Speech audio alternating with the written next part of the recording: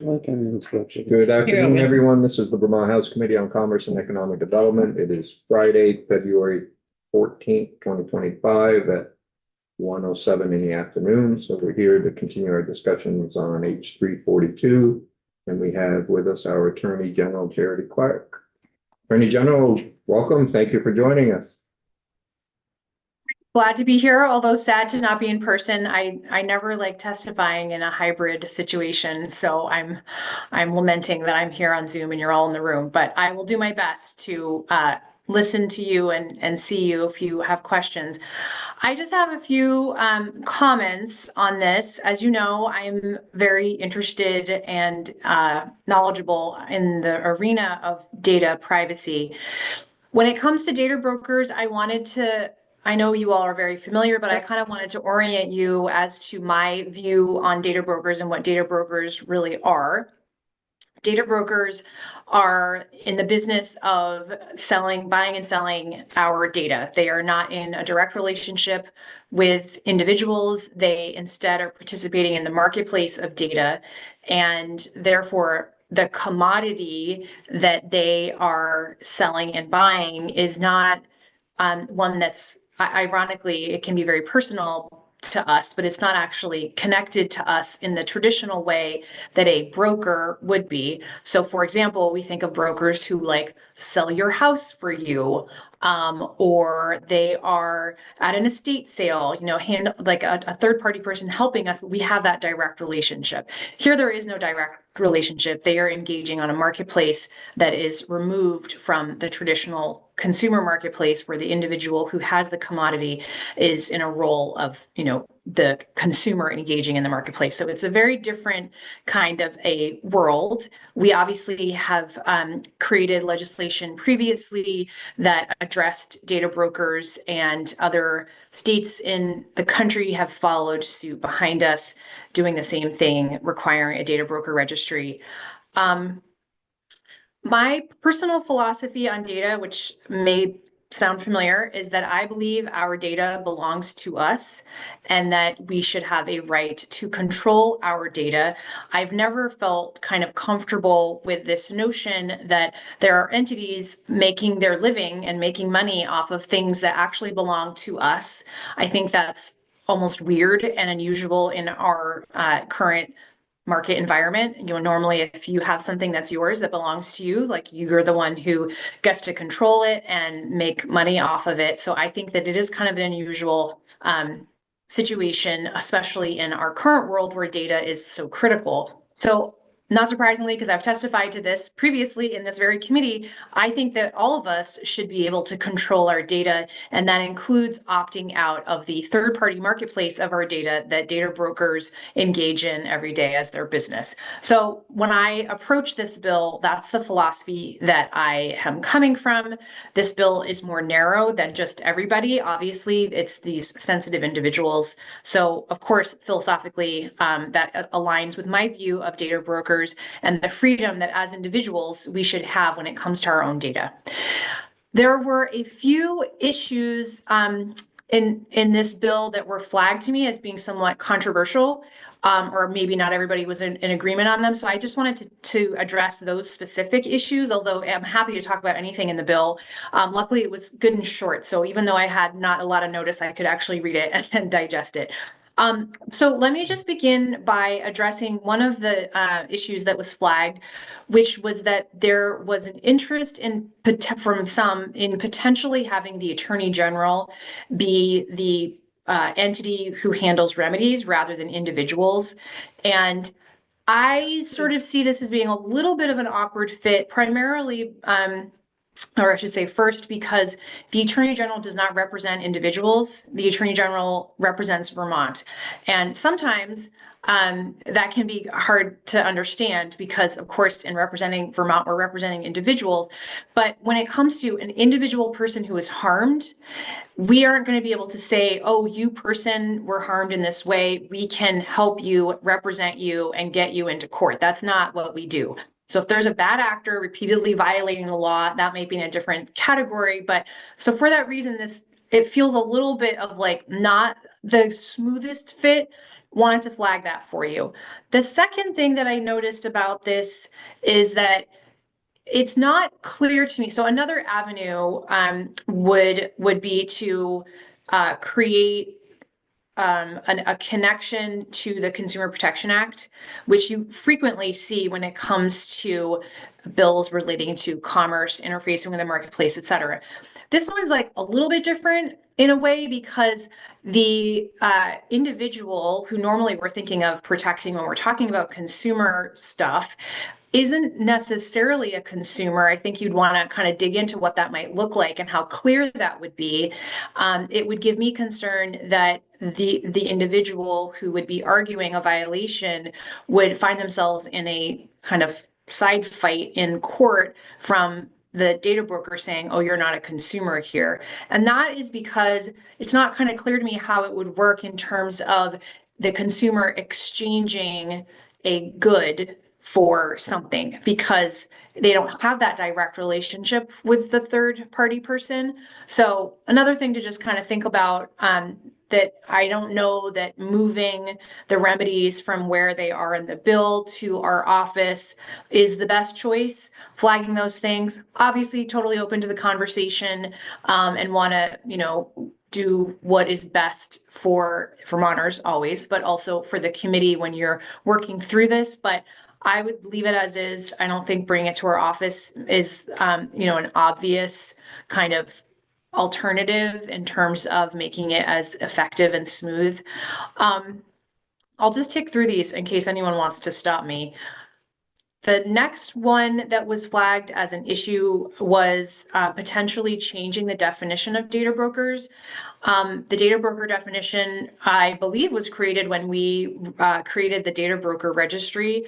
It's not clear to me why that should be changed, or also why this bill should be expanded to capture other entities. As I mentioned, data brokers are really unique because they are this third party away from, they have someone's data, but they don't have the relationship with the person. That is in a different category. And I don't know why we would include those first party people. And there's a number, I mean, I could go on and on, but I mean, even when you think about it, if I am a customer of someone directly and I'm mad about how they handled my data, well, that customer wants that business wants to keep me as a customer. We already have like almost a marketplace solution in addition to other remedies. We have a marketplace solution. They want to keep me as a customer. They want me to be happy. We're already in a different category than this third party person I don't know, I've never heard of, I have no relationship from. I didn't even necessarily willingly give them my data. They got it from somebody else. I don't even know they exist. And indeed, if you ever want to see that, take a look at our data broker registry, and you're going to see, even this committee who's so sophisticated when it comes to data privacy issues, you're going to see a bunch of companies you never heard of. Consumers have no idea who these people are. It's a really very different thing. So I don't know what the rationale would be to expand the scope or change the definition of data brokers. I think it's fine the way it is. Again, happy to have the conversation. I haven't really heard a great argument for doing it differently, but wanted to flag that. The last one on the list, what seemed to be that the basic mechanism of the bill in E was flagged as being potentially problematic. Here, I'm just finding E on my screen here. So I view this bill as having an opportunity for kind of a waiver. So if you want to say no, include me, that's a different scenario than what I think people who are afraid of this are laying out. We do this, and there's different ways that a consumer could remove themselves from a market opportunity, if you will. So the classic one I'm thinking of is someone could choose to freeze their credit, right? And that is a very rational thing for someone to do. We actually recommend that people do that, especially if their identity has been stolen. And someone might say, I'm just going to freeze my credit.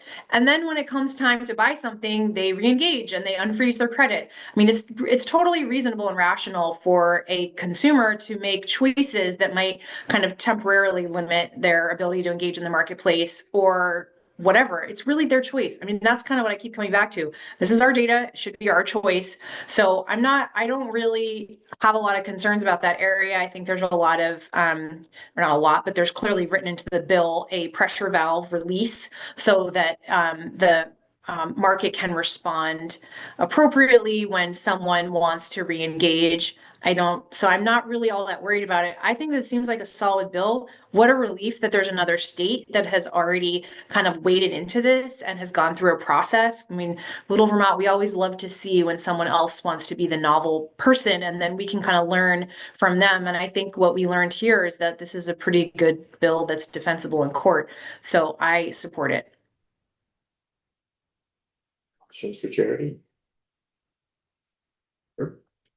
Thanks very much for your testimony, Attorney General Clark.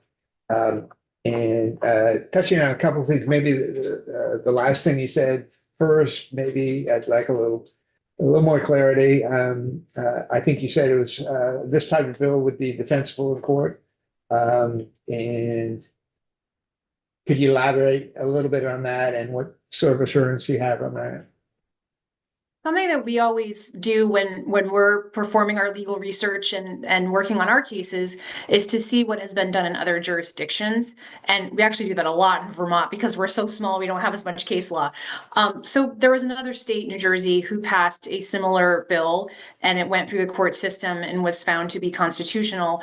Well, that's very informative to us, and we can see that someone else has been through that process, and a court has decided that the bill that they wrote, which is very similar to this one, is constitutional. So it gives me even more confidence. I did hear some of the arguments that were made before I learned of the resolution of the lawsuit and that was brought in New Jersey, and I was like, I am not buying that argument at all. I don't know what a judge would say, but it doesn't really resonate with me. So I was feeling very chuffed that the New Jersey court agreed with me. Or I agreed with them before I realized they'd already ruled. So I think that that's extremely helpful to have another jurisdiction have experienced this already, a bill, very similar bill. Thank you. One other question. You talked about hearing that there was some, I guess, interest in somehow folding the Consumer Fraud Act protections or somehow referencing and trying to fit, what we're trying to do here into the Consumer Fraud Act. And I totally get that it doesn't fit naturally, just terms and sort of linkages and relationships. I guess the other way to look at that might be you could still talk about creating a similar type of remedy, but not in the, Yes. not just folding it into the Consumer Fraud Act, but, as a separate standalone kind of thing. So you wouldn't have unclarity around, the mix of the two things. So that's one issue. The other issue about your role or the role of the Attorney General, I can imagine that some folks might be concerned about not having sort of uniformity or consistent state policy around how you deal with some of these issues. And I'm wondering if you see the Attorney General's office having a role in that regard, whether you have the capacity, that's, I think, a different matter, but also, whether you think there's an appropriate role for the Attorney General's office to play in that, around, state uniform policy. To your first point, totally agree. You could create a new kind of regimen, if you will, out of whole cloth that's separate. We could totally do that route. What I would say is, from experience, we tend to focus on the bad actors who are impacting a lot of people. And if it's just one person, that's not likely to be a case that we take up because we simply don't have the bandwidth. And I always say, I don't think the taxpayers would want that for us. So we focus on the bad actors who multiple people are caught up in their impact. So, in this case, it would be, lots of people, it was egregious, whatever. So we could do that, but just know we don't represent individuals. When it comes to uniformity, I feel like there's this, and this is totally understandable, this tension between wanting uniformity and then also wanting to learn from an early bill, build on it, make it better, evolve. And in a way, it's a policy choice that we have to navigate through. And it's really on your plate. Lucky me, I don't need to be the one to vote on this. So I hear that, but I do think there's a tension between like wanting the certainty of this is how they did it in another state to acknowledging, well, we might find a better way to do things, or there might be kinks. There also could be things unique about Vermont. For example, if another bill has a number threshold, but Vermont's so tiny. So there is, I'll acknowledge there is a tension there. And I was not able to watch previous testimony in this bill, so wasn't able to see what folks who are data brokers testified about and what their concerns are. So they might have articulated more clearly kind of the concern of changing what New Jersey did. But I totally acknowledge that there is a tension, and at some point a decision has to be made about, okay, where are we going to fall on this? One last clarification. Just to clarify, I mean, I think you were talking, and I think it's a good point that the Attorney General, they're taking action, they're gonna conserve the resources and, make sure that it's worth to investigating and bringing action against, something that was really meaningful. But as I view it anyway, in the consumer fraud area, you have that option, you have the authority to go, but also individuals have the authority to pursue their own individual acts. Yes. And I'm wondering if what you thought about that kind of role, I guess, in connection with it. Do you mean outside of the consumer space or within the Consumer Protection Act? Not within the Consumer Protection Act per se, but using that model of Either or. yes, the individual can bring an action, but as well, the Attorney General can bring an action, if it's something in statewide interest. Yeah, I would be open to that completely. That would give us a more clear avenue of acting on others' behalf. Yeah, I would be open to that. Thank you.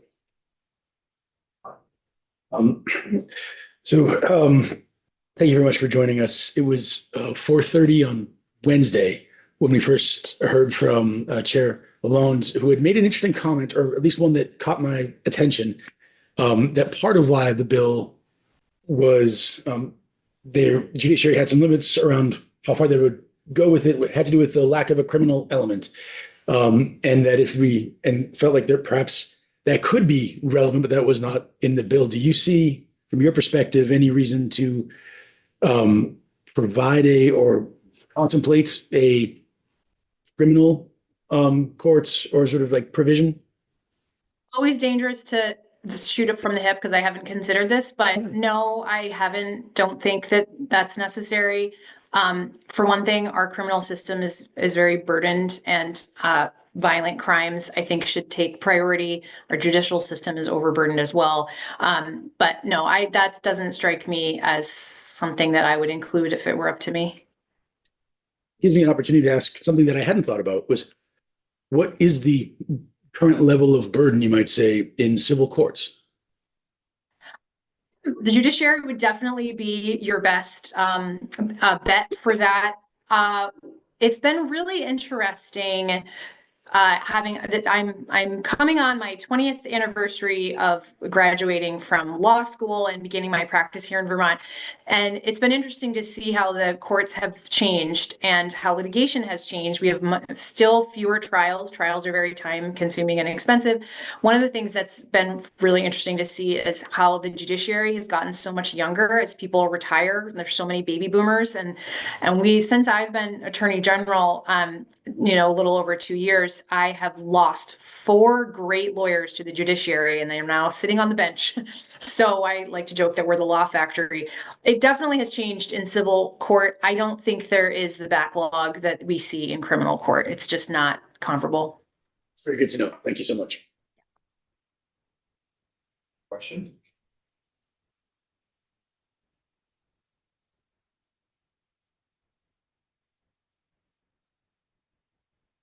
Okay. Charity, thank you.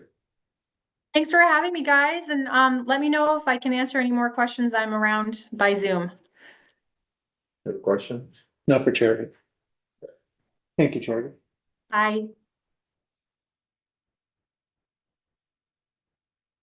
So a comment was made about bringing language forth and you had made that comment, which as we were talking about discussions, and I don't think I haven't seen that process happen yet before, where people brought it proactively. Usually we ask legislative council. The question that I have is, would the committee like to see if I work with legislative council to alleviate my concerns with business to business, the private right of action, and quite frankly, expand this to everybody?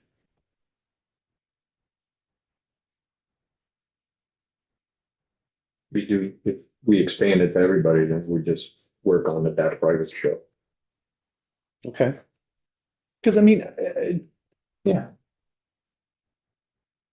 So my comment was maybe a little different than I think, I probably didn't make the comment clearly. There are a lot of folks watching, this particular bill. And I would have just expected that if they had a specific ask for us, that they would have made it to us. And I just haven't seen that. It's not that tough. Draft stuff. Yeah, maybe I should speak for myself. Yeah, but I did. You were talking about lobbyists. I mean, lobbyists have expressed concern about business to business, and I've made recommendations about the private right of action side of it. Which it's fine. We can just move forward with this. I probably should not be talking about this anymore because I'm just going down in a very spiraling area. I respect what you're saying. I really do respect what you're saying. I just would have been expected, that some of these folks would have offered something if they had a specific concern. Just in your initial question, you are always able to go to legislative council and ask for draft language and work with them and present it to the committee. There's nothing that precludes anyone on this committee from bringing an amendment to the committee for discussion, possible inclusion in any bill. So just so everyone knows that. And I appreciate that information. But I also don't want to waste legislative council's time if it's not the will of the committee. Because Well, we won't know until we see it. correct, that's valid.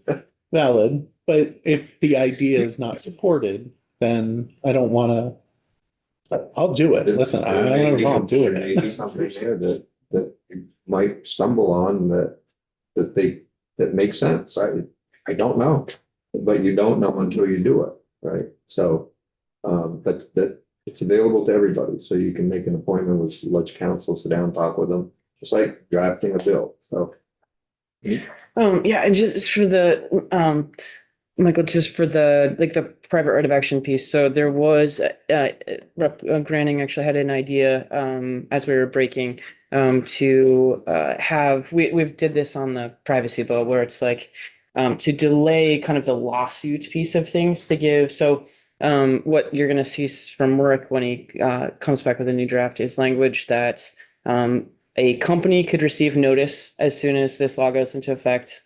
If there's a concern that there's going to be like a bunch of notices, it's Vermont, so not sure how likely, but if it does, then the part where it's the 30 days that it could be a lawsuit piece, that's going to be delayed to go into effect January 1st, 2026. So basically it gives companies like an extra 6 months or so to have notices from people who are like right now want to have their information removed, and then also kind of like prep themselves for if they are violating things to make sure they're not.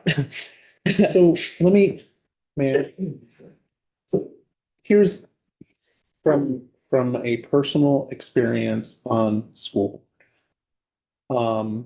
According to open meeting laws, we have to file our minutes within 5 days, not business days. And our school board meeting was on Wednesdays. So we have to file our minutes online and have them available. We occasionally, we may a mistake and they weren't immediately uploaded online. And what ended up happening is we got open meeting law violations. And, you know, we put the information on there and we had to, because of the time constraints that are written into law, we had to warn special meetings within 10 days, not business days. I keep saying business days because I'm used to 10 business days. And my concern is, you know, when we talk about these private right of actions, an entity that's trying their best, and if there is a case where somebody who is a malicious entity trying to hurt these businesses that are more than likely, even though we may not like them, are legitimate businesses, they can use the law, they can weaponize it, just like people are weaponizing open meeting laws in Barrie. And that's what my concern is. And that's the reason why if the committee is interested in seeing that language, I wouldn't have a problem trying to alleviate my problems. So I think, so that's great and that's helpful. And I think, so when we talk about having businesses come on to, talk about like what would be an effective kind of like time delay, like we did hear from CSPRA, First American, and the date that was kind of like brought up was a 30-day window. So that actually is directly in correlation with what was asked for by the entities that did come and talk to us. I get that. And I get back to my concern is, and I don't know what the number amount is, right? Like, I don't have a real understanding of these companies in general. I have an understanding of certain companies. But you know, I don't know how many people are on staff at Spokio, which quite frankly. Probably Google. You probably know, right? You could probably, but you know, how long would it take for them to do that? Is 30 days seems like a really long time for us.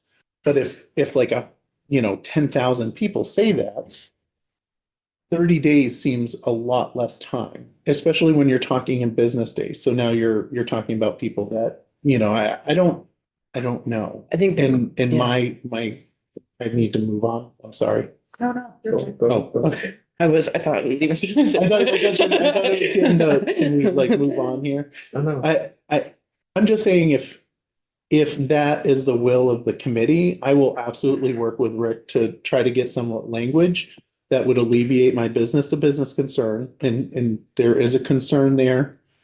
And the private right of action. And quite frankly, I understand that there's a data privacy bill. I mean, I don't have a problem with expanding it to everybody if those other issues were alleviated, which I'm sure you would like that.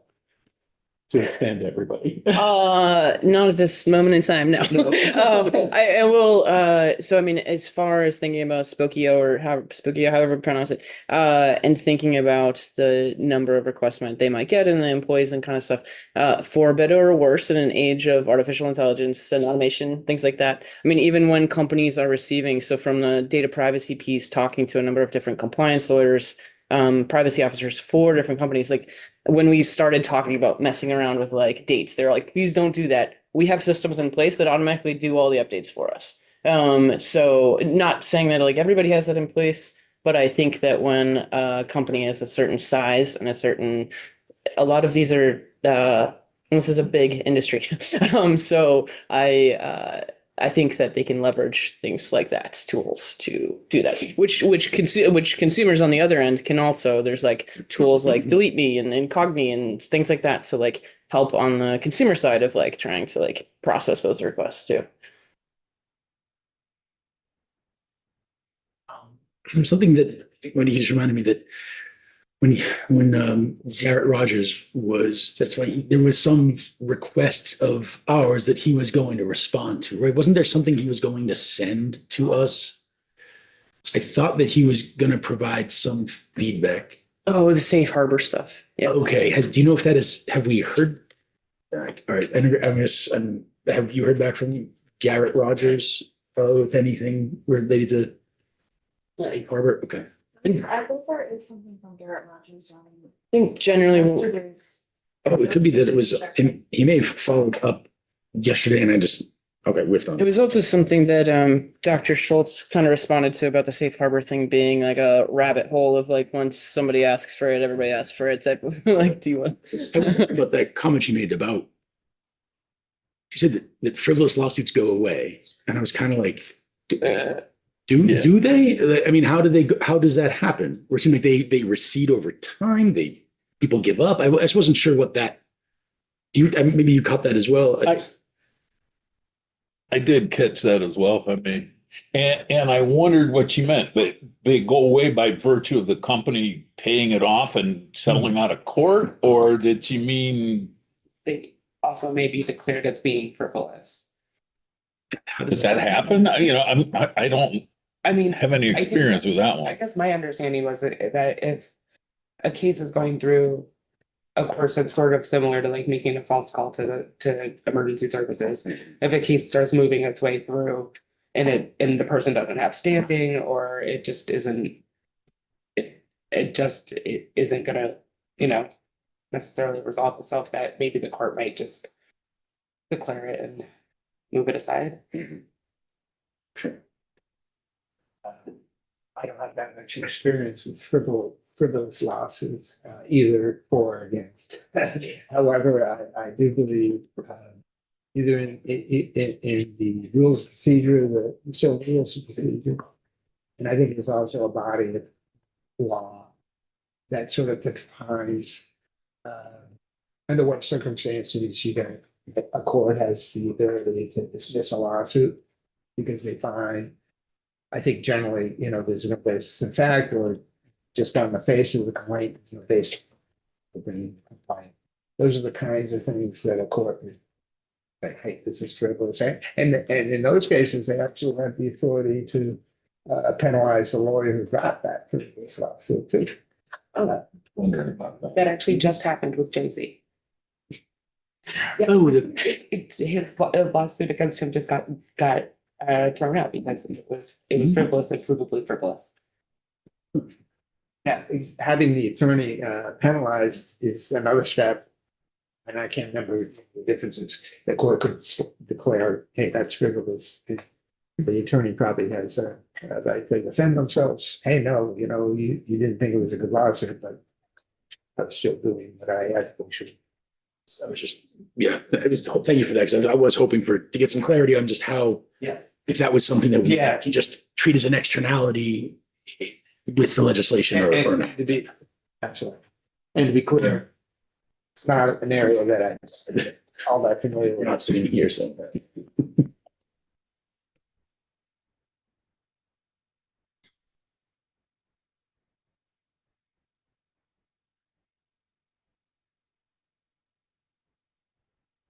I think Michael has a question out there, whether we want to can come back to us with something. Or what, just asking the committee, what do you want to do? So, just one member, I'd like to get a bill voted on today. It might not be total assurance for folks, but I think it's highly likely that it's gonna be some vehicle coming back to us. Where, if somebody wanted to have, I don't know if Rick is able to do it time period, but I suspect there's gonna be some vehicle coming back where you could, offer it if Rick isn't able to put it together. Might not be exactly what you. I think it took us, we haven't been here too long with this legislation. And a lot of the time that we did have was spoken for, as we heard from people, and we're listening and listening and listening. And this is something that has come up a few times. I would like to have some assurance that elements that I can't see that I may rely on aren't unduly affected. And so I'd welcome that, because I also think that our system here prizes not unanimity, but at the very least, some element in which every one of us could reasonably be entrusted to talk about this with the 139 other individuals who aren't on this committee. And if there's an area that we just haven't seen much of, I would like to know more about it. And I recognize that there's expertise around the table, but I'm also being honest that it's not sitting closest to the door.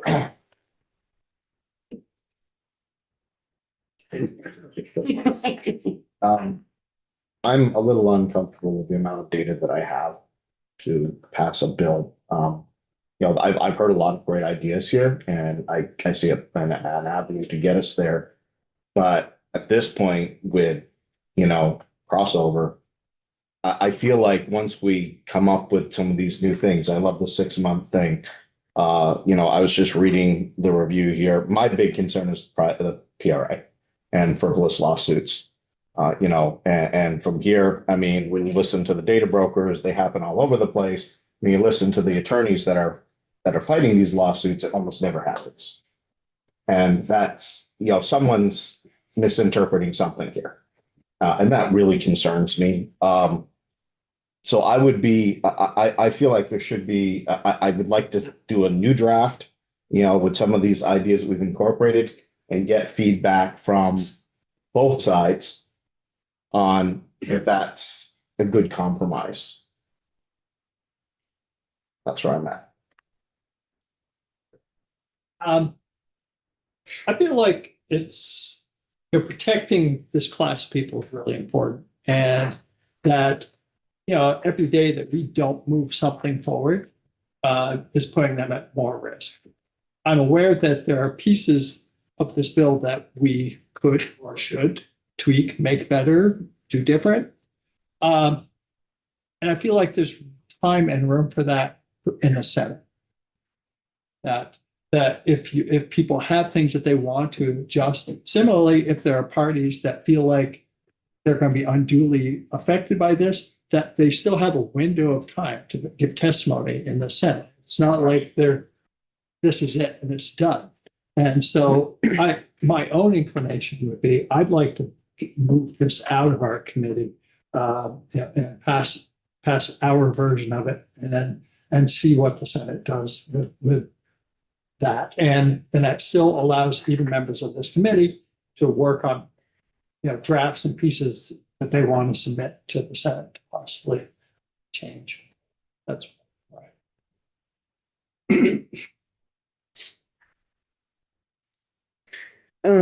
Yeah, I think I'll echo Kirk, but I think also just having tracked both the age appropriate design code and the comprehensive privacy bill, which everybody in here has done a walkthrough of, considers as a 9-page non-disclosure bill. The Senate has taken about the same amount of time to do comprehensive data privacy in the Senate to pass, like they're working on trying to pass it over to us. So there are 2 chambers for a reason, with different amounts of time to be able to focus on things. And I also just personally wanted to add that, just in case there's any concern, that this bill is not something that was like asked of me to like run this or submit this at all. This was something that over the course of going through really what ended up being really intense lobbying on the data privacy bill from last year, I started looking into Googling intense lobbying in other states on privacy bills. And literally there's a lot of articles, and started reaching out to different representatives and senators and delegates from different states from both Republican and Democratic parties, in which that led to a 5-member hearing of just lobbying tactics. We did 3 hours of what do you see trying to fight privacy bills? But in there, kind of another piece that came up was, what are the other things that are what are the other kinds of suits and things that are trying to undermine privacy bills? And so the Daniels-Owl one came up because that was challenged in federal court. But it could have undermined every single privacy bill in the country, including the ones that were already on the books.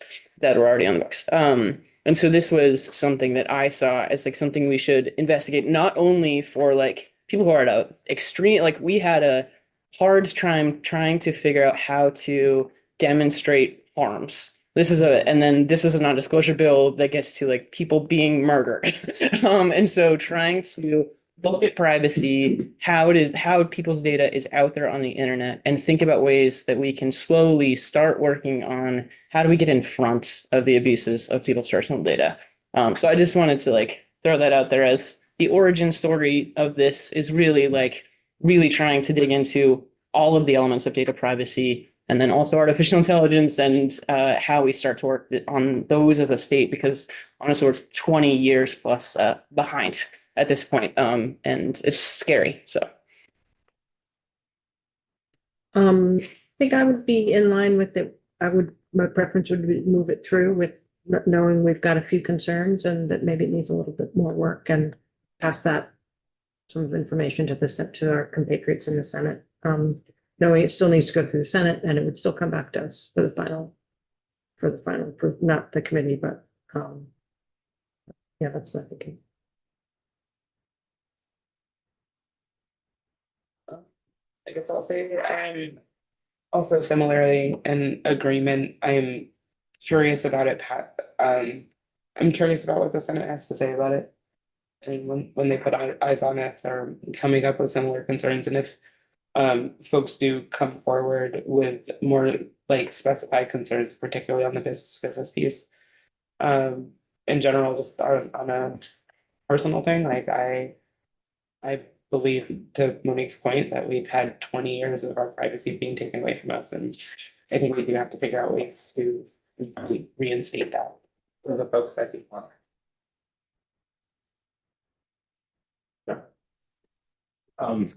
In that thought in mind,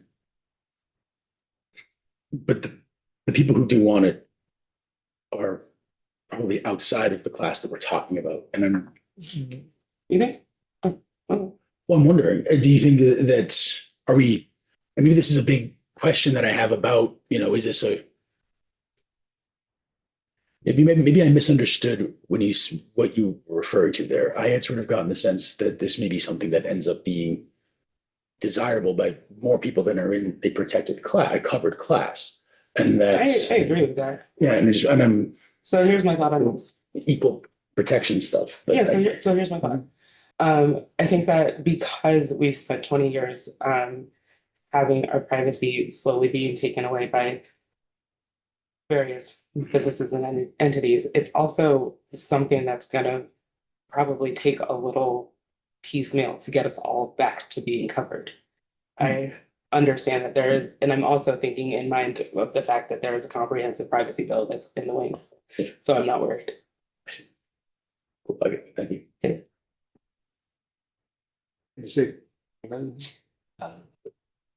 I may be wrong, but I'm pretty confident we're gonna get second crack at this at some point. That's just not making a prediction, but that's just my view. I just wanted to add, I agree with a lot of what has already been said. My fear is we're gonna let perfect be the enemy of good and not move forward at all. And there are, it would break my heart if something happens to these people in a protected class in Vermont and we didn't act because we were afraid that we either weren't covering the right people or of some unintended consequence that hasn't risen to the point yet. And it just, there are opportunities to make modifications ongoing this year, next year. It still has a lot of hurdles to go through. So I would like to move this forward and be comfortable with good. Can I ask a procedural question? When this does move, or if it moves over to the Senate, is there a chance, I know we generally keep the bodies pretty separate, but is there a chance to like add a comment or to talk to them about it? Yeah? Oh.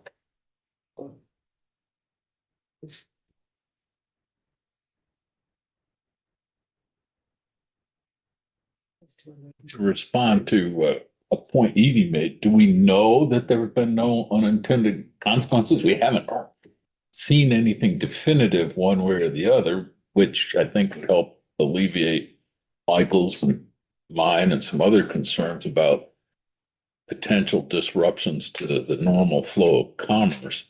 Have not putting commerce ahead of protected class lives. You've got a lot of law enforcement officers and stuff in the family, so and I certainly share the concerns. I pick up on Jonathan's comment about the lack of knowledge on this topic being located closest to the door. I guess I'm third closest to the door, but I would nominate myself as being in the running for that as well. If we had an assurance that it would come back from the Senate to us and we would have a chance, I could be more supportive. But do we have that? Is there a mechanism to assure that, or to assure that we would have some input into what they do? Because I like Michael's idea to get some additional language in there, which I don't know that we can pull the trigger on today. So let's talk about procedure, right? So if it passes our committee, it goes to the floor. If it passes the floor twice, it goes to the Senate. Right. They can choose to take it up. They can leave it on the wall. If they take it up, they have to pass their committee. If they make changes to it and it passes their committee and the Senate floor, it comes back to us. If they pass it exactly as it is, it goes to the governor, and then the governor gets to decide if it becomes law. So there is an opportunity. There is no guarantee. There's no guarantee they do anything with it at all. Is there, Matt, I'm sorry, is there a mechanism though in that process whereby we can say, yeah, we passed this, but we did still have these somewhat nebulous or unresolved issues, and provide that information to their committee during their deliberation? Or did they just get it and, oh, here's what they did, let's see what we can do? But can we give them the benefit of our concerns and all that as well? Yeah. It's called an email, but. Yeah. Well, No, I'm just. Collective land interest. Yeah, land and, yeah, good point. It could be a collective. Yeah.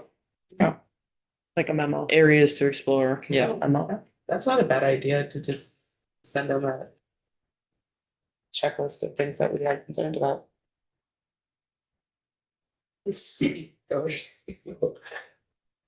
My faith in the system here has been rocked, and not in this committee, but recently, and I would not want to let it leave here in a state that I feel uncomfortable thinking that the Senate would fix it. Because I don't think they will. Okay, I don't trust the system that well. If I had complete control, sure. Or if I was on the committee over in the Senate, sure. But I don't have that, and that's the reason why I'm very concerned. And you know what? Listen, I'm one vote. We can just vote it out, and it will be a split, and it'll be a. We've already, listen, I'm the only one that's split already, so I'm fulfilling my role as being difficult. It's all good. It's all good. I have concerns, and it's concerns that are restricting me from voting yes. Those three things, well, you don't want it. We don't want to expand it open to everybody, but I won't have a problem to.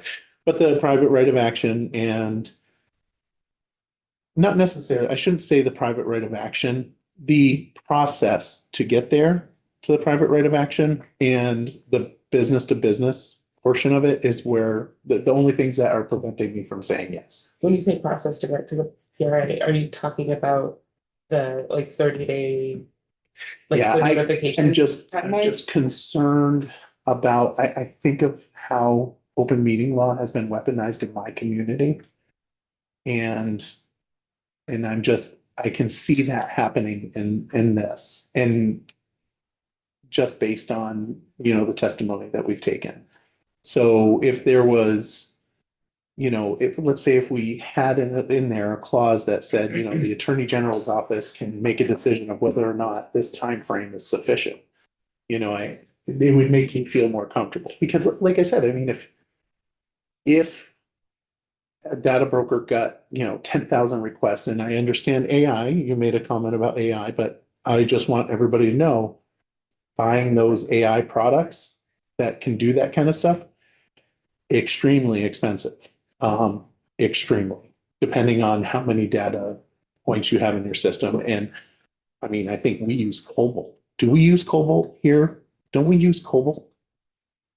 DOL still has. I mean, the federal government does Cobalt on social security. Yeah, so I'm just gonna make that comment and just drop that right on the table. I don't think those data brokers have that, but you know, well, you never know. Anyway, but it's okay. Listen, I mean, we voted out, it will be split. It's not a big deal. I just without, and I'm perfectly fine. And I'm gonna really upset with you. I don't have a problem staying here until like, you know, later, but I know that you guys some of you live really far away. But they're not 15 minutes down there. So, I would almost be willing to like place money on whether or not it comes back from the Senate unchanged. Like, I think with these technical bills, there's like a high likelihood of Senate changes coming back. And then like last year on the privacy bill, the option is really we volley back and forth changes, which is what happened last year at the lack of an agreement to go to conference. Or the Senate and the House go to conference together. And yeah, so yeah. I get it. I have a risk tolerance different than yours. My risk tolerance is a little, I've done risk assessments before. So You're in insurance. I know. So, I think Rick can't come back to us until 2:15. People want to continue to have more discussion. Maybe we should wait. Look at a new draft.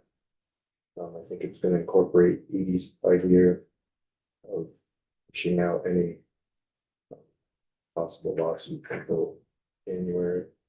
Yeah. Which gives anyone that's been injured or trying to get their information redacted, with the injunction, they can file an injunction, and that takes care of the problem. They won't go to lawsuit, so. We'll have that discussion, but anybody have anything else? And then we'll do a straw poll before we decide on moving forward or not.